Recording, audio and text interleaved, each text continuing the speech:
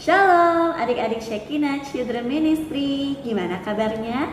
Semoga kalian dan keluarga selalu dalam keadaan yang sehat dan penuh sukacita. Amin. Hari ini Kak Yuli mau membahas tentang seorang nabi yang dipakai dengan luar biasa oleh Tuhan. Nama nabi itu adalah Musa. Pasti pernah dengar namanya kan? Kisah Musa ada di Keluaran pasal 2. Berawal ketika bangsa Israel tinggal di Mesir, dan di Mesir itu ada seorang raja yang memerintah, dan ia sangat kejam terhadap orang Israel. Bangsa Israel dijadikan budak dan dianiaya. Bahkan raja itu menyuruh untuk membuang bayi mereka. Kenapa? Agar bangsa Israel tidak bertambah banyak. Pada waktu itulah Musa lahir dan ia elok di mata Allah. 3 bulan lamanya ia diasuh di rumah ayahnya. Lalu ia harus dibuang. Tetapi putri Firaun sang penguasa Mesir memungutnya dan mengasuhnya seperti anak sendiri. Musa dididik dalam segala hikmat Mesir.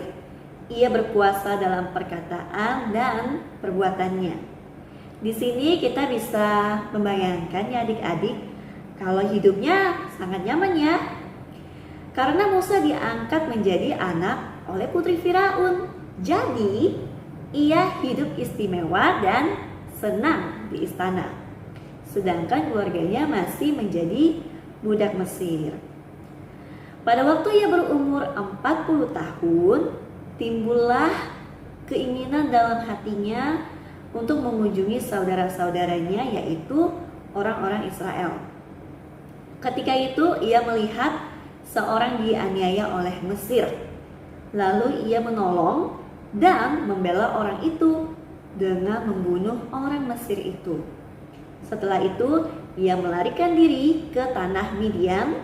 Di situ dia hidup sebagai orang asing dan berkeluarga di situ.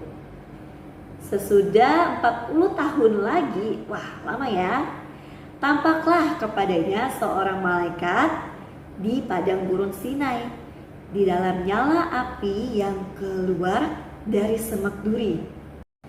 Musa heran tentang penglihatan itu. Dan ketika ia pergi ke situ untuk melihatnya dari dekat, datanglah suara Tuhan kepadanya. Akulah Allahmu, Allah bangsa Israel. Aku telah memperhatikan kesengsaraan umatku di tanah Mesir, dan aku akan melepaskan mereka. Karena itu, marilah, engkau akan kuutus ke tanah Mesir. Wah, di sini Allah mengutus Musa untuk menyelamatkan bangsa Israel dari tanah Mesir. Maka Allah menyertai Musa dalam pembebasan bangsa Israel dengan berbagai mukjizat yang hebat. Adik-adik, kita bisa lihat di sini, demi membela orang Israel, Musa rela melepaskan posisi istimewanya dari keluarga Firaun. Musa tahu bahwa keputusan ini berarti ia tidak bisa hidup nyaman lagi seperti dulu. Ia harus bekerja keras untuk bertahan hidup. Dan dia tidak punya harta, dia juga pakaiannya tidak seindah seperti waktu di istana. Tapi Musa yakin akan pilihannya ini, karena ia percaya lebih baik sengsara tapi hidup benar dalam Tuhan daripada hidup nyaman tapi terus melakukan dosa. Karena kenikmatan dosa itu hanyalah sementara adik-adik. Sedangkan beriman dalam Tuhan itu membawa berkat untuk selama-lamanya.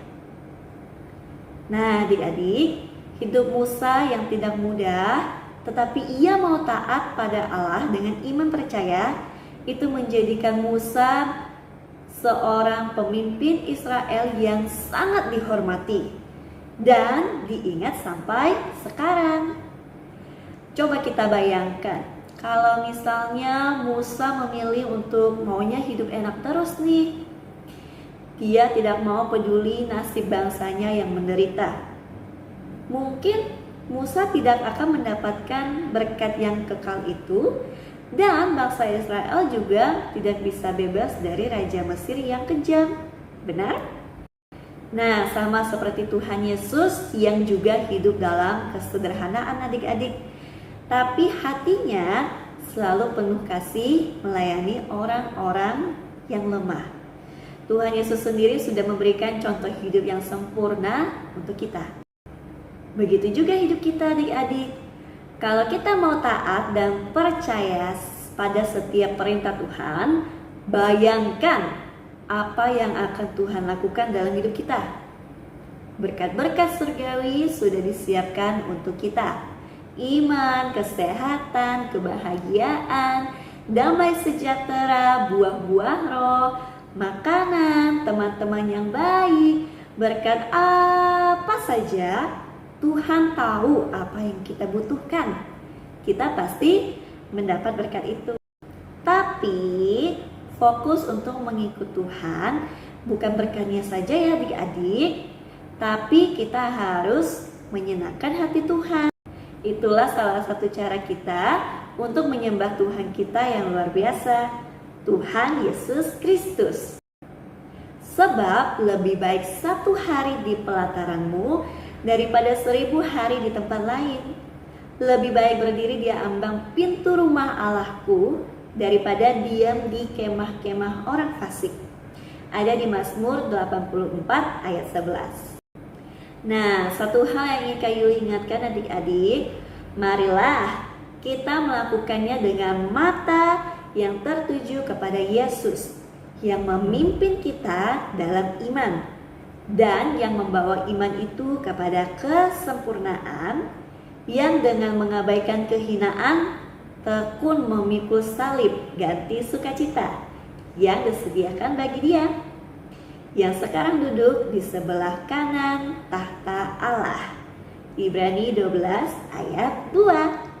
Kayuli percaya adik-adik yang sudah mendengarkan firman Tuhan akan terus hidup dalam iman sampai kalian dewasa. Siapa yang akan pimpin kalian dalam hidup dalam iman? Tuhan Yesus pastinya. Jadi jangan lupa untuk terus baca firman dan taat melakukan firman. Yuk, mari kita berdoa. Terima kasih Tuhan atas kebenaran-Mu yang mengingatkan kami tentang iman. Iman yang sudah diteladani oleh Musa dan juga Tuhan Yesus. Kami mau terus mengikuti contoh teladan yang baik itu. Iman timbul dari pendengaran. Maka kami mau senantiasa untuk mendengar firman Tuhan, membaca dan melakukannya. Pimpin kami Tuhan, tolong kami dan terus ingatkan kami Tuhan untuk melakukan kebenaran-Mu. Maka sekarang kami akan mengakhiri ibadah ini. Kiranya setiap berkat, sukacita dan damai sejahtera ada dalam setiap keluarga adik-adik yang mendengarkan firman Tuhan. Terima kasih Bapa yang baik, terima kasih. Kami berdoa dalam nama Tuhan Yesus. Haleluya. Amin.